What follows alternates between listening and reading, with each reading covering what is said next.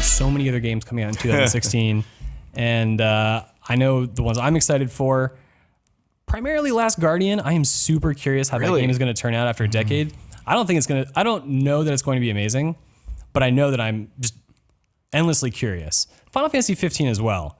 But what about you guys? What's the stuff you're looking forward to the rest of the year? I'm curious to see what Battlefield is like, and as well as Titanfall. I'm actually super excited to play that campaign. Having like seen snippets of it, I'm sure you saw some of it. It looks great. It looks like it feels like a perfect example of a developer that saw all the feedback and was like, okay, we'll just do that. We'll take all the feedback on like, there wasn't much of a story. I didn't understand. Like they hit every mark with developing that like Titan pilot relationship that just seems so strong in some of the footage we've seen. Looks really, I'm really excited for that. And to know more about that universe, because it's a sweet universe, but that campaign just did, in my opinion, a hard time of, intertwining that with multiplayer. Like you were just so distracted. I think that's really exciting. But unfortunately, those are basically in the same, 2 weeks, 1 week? Battlefield and Titanfall? They're pretty close. Yeah, not far.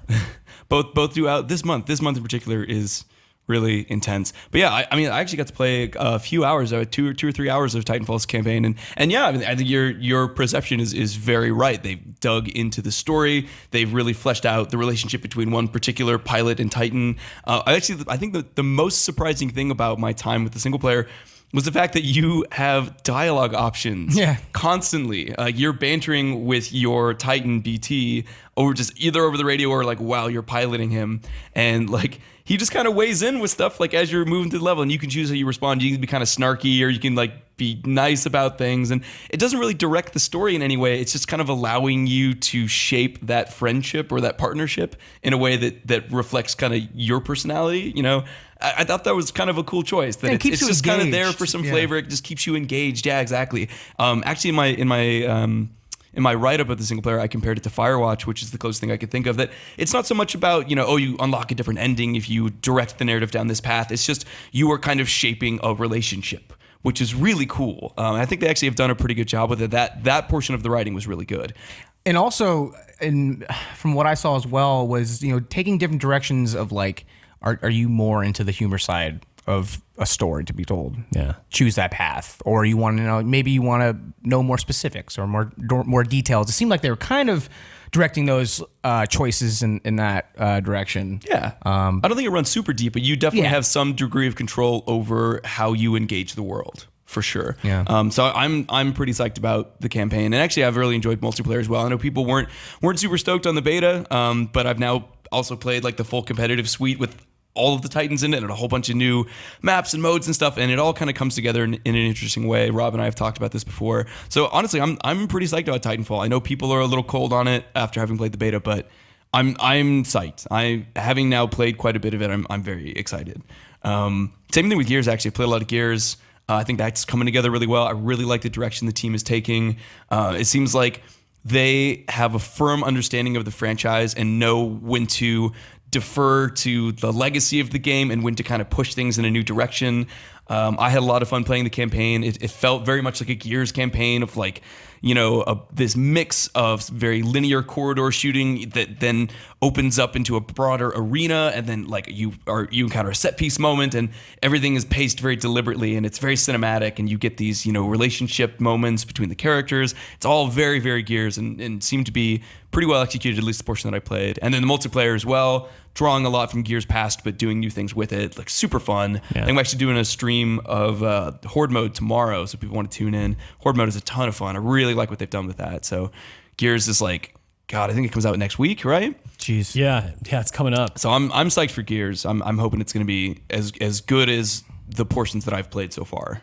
What about Watch Dogs 2? Rob, you grew up in San Francisco. Does that appeal to you at all, playing a game like that's supposed to be realize the city like that well and with such depth? Yeah, I looked at some of the, absolutely, like I would definitely want to see some of the landmarks, like the Bush guy. Oh, is he in that? He is, and supposedly, man. unfortunately, he actually died in real life. I heard. No, I know. Yeah. So for people who don't know, the bush guy is this person down by the pier who would hide behind a swath of bush and jump out and scare unsuspecting tourists, much to the delight of everyone else but those tourists. Yeah, And did this for years Years and and years. years. Forever. Yep. he's was great. He's in the game, which I think is great. Look I him don't up on know. YouTube. I think it's cool. They got an office out here. Like, I think they're gonna do the city justice. I think they're gonna show it well. My main concern, and I think it looks like they've really stepped it up, was for me, Watch Dogs 1.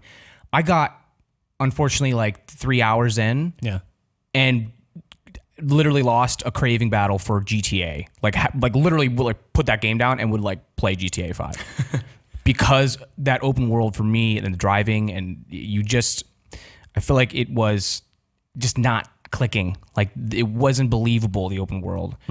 People walking around, chatting, like it just like nothing sold me as well as like a Grand Theft Auto game. However, this time around, it looked like they've really gone into the direction of like, you know what, we're just going to give you all these great abilities. Like, you could basically frame a police officer on the street and say he's a wanted murderer, and all the cops will turn their guns on him. Like, I feel like they've done a nice job of just like giving you all the tools to like have fun, but not necessarily saying like, this is crazy. You know what I mean? Like, not taking the route of, say, like a Saints Row, where it's like overly just like sarcastic almost. I don't know. Right. And this just seems a much more enjoyable world to just play in. It looks good. The footage looks good. I got my hopes for that.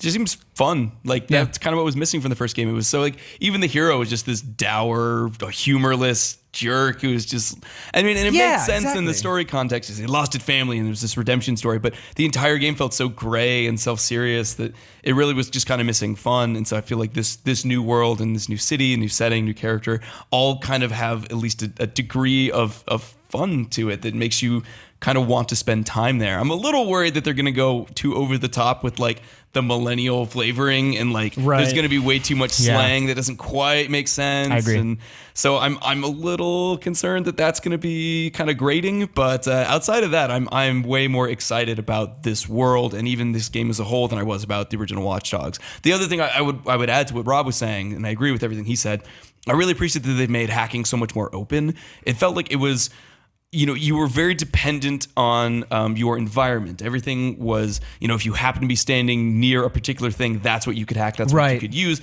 But if you weren't near anything hackable, you were screwed. Like, you just had no options. In this game, you have like a drone that you can deploy, a couple different drones you can deploy. Seems like there's more stuff you can hack and more stuff you can do when you hack it. As it gives you a lot more freedom and makes that mechanic kind of more useful and something that will actually make the game feel distinctive, as opposed to just being this thing that's like shoehorned in, like, look, we're a hacker game, and it's, no, not really. That's such a good point. Just like, that was the problem with the first one, was it was very much one-off hacking abilities. Yeah, like everything was contextual. Roadblock in the middle of the street. Now it seems like you can do a lot of combinations with different hacking abilities. Like you said with the drone, like I can get to, somewhere that would not be possible for me to do on foot, or I can get here easier, or I can combo. Frame this cop while I hotwire his car. You really like framing cops, huh? That sounds so dumb and great. Just like, no, it's hilarious. We went to police academy together. I thought I knew this guy. Just situations. Just seems fun. What was the other thing? You could also inform like a local gang that like this person, frame some like a woman. You're just gonna frame everyone in sight. It's a fun way to play that game. Just subterfuge. So funny about that. Nothing, like never hijack a car, never just go around like ruining people's lives with misinformation. But it's just so funny to think of people like some gang guy on his phone, like, oh shit, so took a bunch of coke, like just on his phone constantly. We'll just then go to that person and kill him, or like start a whole scene in the middle of the street, like just standing there doing that. Sounds so funny. I just realized it'll be really interesting to compare Watch Dogs and Mafia, because those are sort of the two big open world, third person, story driven. Like, they're very similar, at least on paper. I mean, thematically in the story they're trying to tell very, very different, but like mechanically in terms of the game they're trying to be, very similar. So I think that'll be an interesting showdown this holiday season. I know. I'm super curious about both games, like how gunplay and like action is going to play into it all, because it seems like they're playing with really cool concepts and themes, But then it's like this de facto sort of like action stuff thrown in to like satisfy part of the audience. And if that that's has not me kind of good, then concerned. the whole game's gonna fall apart. I mean, that was a struggle for GTA for years. Right. Yeah. I can crack that shiny veneer in such a way that's like, oh, it stands out like a sore thumb. Totally. I guess we'll find out, won't we? Is there any other games you guys are looking forward to? I mean, there's honestly a lot coming. Give me one more. Civ. I'm excited for Civ. I've been a big Civilization fan for a very long time. I'm really excited about the changes they made in Civ. Kind of like with Gears, I appreciate just the direction they're taking it, the ideas that they've tried to imbue in this new iteration, just like unstacking the cities and the hidden agendas, all these different mechanics that have now been layered on top, that are gonna, I hope and I think, and especially according to Mike Mahardy, are gonna change the way that the game plays in a kind of fundamental way without totally altering the franchise's DNA. Right. So I'm excited to see how that pans out. I have a lot of faith in that team. They clearly know what they're doing. So I'm excited for more Civ. And I'm excited that it's something a little different. It's not just like a blockbuster shooter, which seems to be a big, chunk of the games that come out at this time of year. So that could be a really cool break from some of the other stuff we're getting this holiday season. There's a lot of shoot 'em ups coming out. Yeah, there are. Yeah. Lots of guns. As every year. I will say that I will definitely play Infinite Warfare's campaign. Like that, it looks pretty good. Yeah, dude, space dogfighting. That know. seems fun. I'll try that. I hope that works. Yeah, It's worth it. I mean, I'll try it. Yeah. What the hell? Yeah. I want it to be good. that's a good point. Like, man, if I want when I want dogfighting, I want it 1-to-1. I want to be controlling my own roles. And if it's like super on rails, just like hold the trigger down and just fire away. Like, get me back. Get me out of here. Get me on foot. It's bullshit. What if you can hack enemy ships and tell them about all those coke deals? I want to frame someone. Peter, what has you so excited about Last Guardian? That's so interesting to hear you say that, because I feel like that has fallen off of a lot of people's radars. Like it's been in development for so long. Now that we've finally seen it, people are kind of like, yeah, whatever. And it seems like its moment is kind of passed, but apparently not for you. So why are you still psyched about it? Moments don't pass for me when it comes to games that I haven't had a chance to play. Fair enough. This is something that seriously was announced back when Fumito Ueda, the developer of Ico, Shadow of the Colossus, and now this, was at the peak of his career. And this seemed to be the next step in his evolution as a developer to dramatize the whole thing. His final form. Yes, and so we've seen people play the game and we've seen their reactions, and it sounds kind of middling, but a lot of the things they describe are sort of part and parcel of Shadow of the Colossus and the way it controls, the way it animates, and I'm okay with that. I do think it may stand out in today's modern era where things are maybe a little bit more tight and less, floaty. But again, that's a style that I've accepted in the past, and maybe I embrace older games more than most folks. But I do think that there's a chance that won't ruin the game for me. So I put that aside, and what I'm left with is my initial sense of wonder at what can Ueda-san do to really surprise me again, and I just don't know. And so that is why I'm so interested in seeing it. There are ads on buses now. I mean, that game is freaking coming out. So it's coming. So I feel like I'm ready to actually be excited and be curious. And I'm a little sad that it comes at the tail end of the season, though, because I think people are going to be so exhausted, at least on our end, from so many games. And even for consumers, they've probably spent a lot of money up until that point. Yeah. And I think a similar fate is something that Final Fantasy 15 faces. Another game that's been in development for a long time, though this one has changed hands. And it seems to be coming together. It's evolved a lot since the two demos that we've had a chance to play. But Final Fantasy, as much as I love it, it can, excuse me for saying it can be too far up its own butt sometimes to the point Peter. it loses maybe sight of the things that the audience really loves, and it's sort of trying to tell the audience what they should love. I think a lot of games have that problem, but Final Fantasy 13 exhibited those issues quite a bit. Now, again, development has sort of changed hands, and this is not the same team that made 13 by any measure, but there's been some things like the sort of like the top heavy girl whose shirt is unbuttoned. Right. That's the sort of thing where it's like, that shouldn't be important to either emphasize or defend. And if that's the thing they're going to stick with, plus all these like fashion things tacked on top of it, I wonder where their priorities are. So I'm glad to see that it's improved. I'm cautious to see that it's doing some things that don't really matter to me, and I think a lot of people. And so, again, you combine those two things, and it's like, what will this be? What can it turn out to be? And we'll have the pleasure of finding out at the end of November, I guess. Fingers crossed. Yeah. At this stage, It is interesting that those are both coming a little later on. I know, but at least the nice thing I would say about Ueda-san's games is they tend to be kind of timeless. So even if people miss it, this December. I feel like that kind of experience has legs and could still be something beautiful and enjoyable, assuming the game came together. Yeah.